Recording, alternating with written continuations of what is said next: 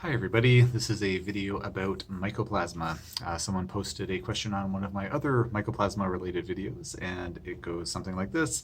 Can you please mention some herbs besides cat's claw and olive leaf extract? Thank you for the videos. So you're welcome for the videos. Thank you for the question. And as per usual, nothing I'm saying should be construed as medical advice. This is for informational purposes only. If you need medical advice, please talk to your healthcare provider to get that advice.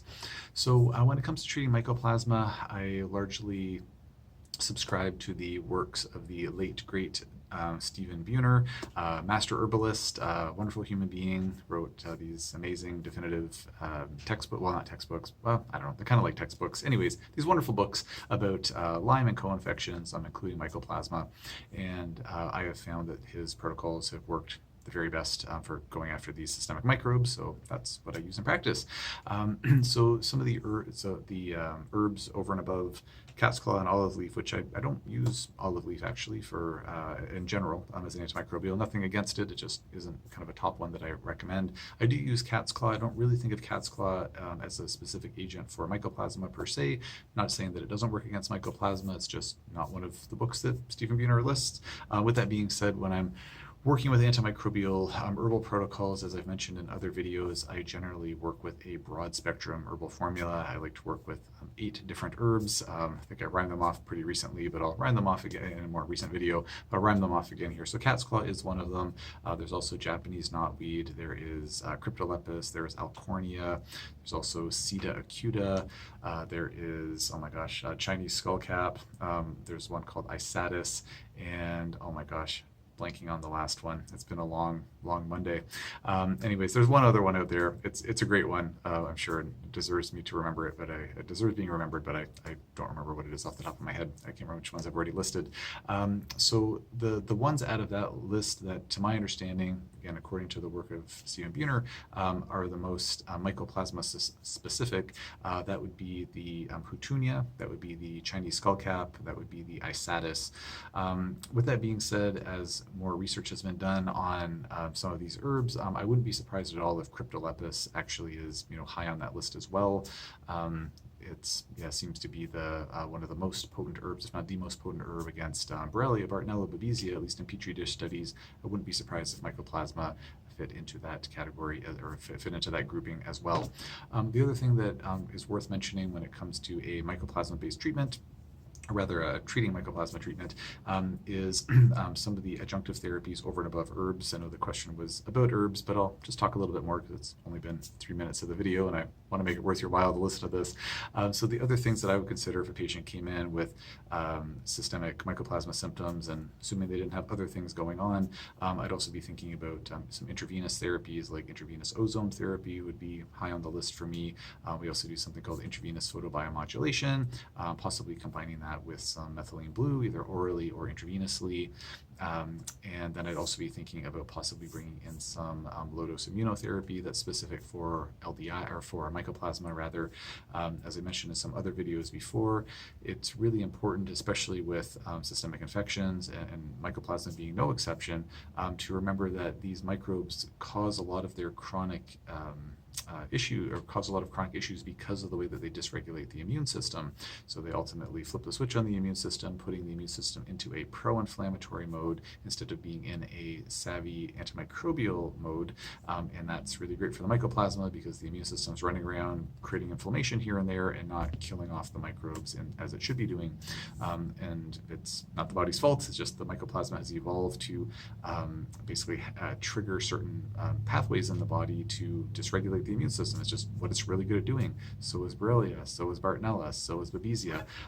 Again, can't say enough good things about Stephen Buhner's books. He talks about all this pathophysiology in detail in his books, and it's just really quite wonderful to read. It's awful what happens to people when they're infected with these, but it is just a brilliantly orchestrated, nefarious scheme on the parts of these microbes. They're very good at causing a lot of dysregulation for us poor humans when we're infected with them.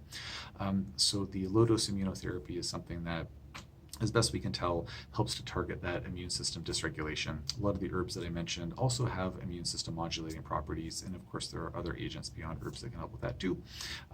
But ideally, if a patient is open and receptive to it and able to move forward with it using a comprehensive antimicrobial herbal strategy, supportive, well, maybe supportive IV therapies, but antimicrobial IV therapies, maybe in addition to some supportive IV therapies like IV nutrients and things, and then also some low-dose immunotherapy to help modulate the immune system more in a more targeted and efficient way would typically be a very successful trifecta for a lot of folks.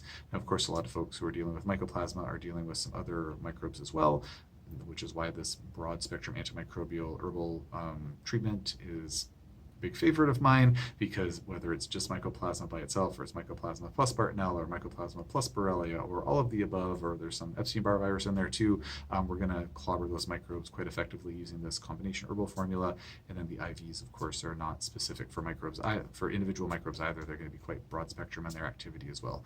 The LDI would have to be a bit more tailored based on which microbes are actually causing a problem, but this type of more broad spectrum approach is what seems to work the best, because we can hit on more bases. If a patient's dealing with other things like heavy metals or mold or whatnot, we might need to bring, well, we would very likely need to bring in other things to help get them 100% well.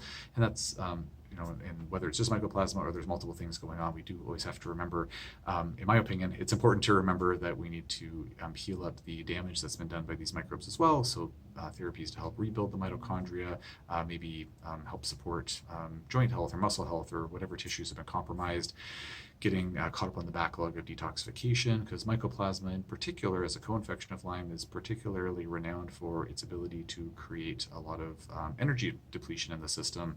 And one of the things that we don't necessarily think about intuitively when we think about low energy, it's like, oh, I'm feeling physically tired. Well, it's not enough energy in the muscles. My brain's, I have brain fog. I'm feeling mentally tired. Well, it's not enough energy in the brain.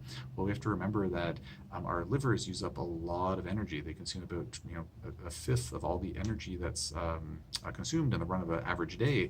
And so if our bodies in general are running low in energy, then those liver cells are not going to be able to detoxify properly. We're going to start building up toxins, and that's where we see folks getting really mired down with all of these multiple health issues. Like, man, most patients with complex chronic illness, they have multiple things going on. Why? Well, one thing starts to go off the rails, another thing steps in, another thing steps in, and just things just start to pile up on the poor individual in question. I have gone on long enough on this topic. That's enough Mycoplasma talk for one day. Thank you for the question. I hope that this answered your question. If anybody has any further questions about Mycoplasma or any other topic related to complex chronic illness, please don't hesitate to post in the comment section below. If you yourself have been dealing with Mycoplasma, if there are treatments you found to be effective, if there are certain herbs you found to be effective, anything that you don't mind sharing in the comment section. I know other folks do read the comments. Sometimes there's little conversations that get going there. People get multiple thumbs up, so I know that folks do read the comments. And I read the comments as well. I don't always read them in a timely fashion, but I do my best to get to them all eventually. And it would be great if you're open and able to share that, but no pressure, of course. Anyways, thank you for your attention, and I'll leave it there for now.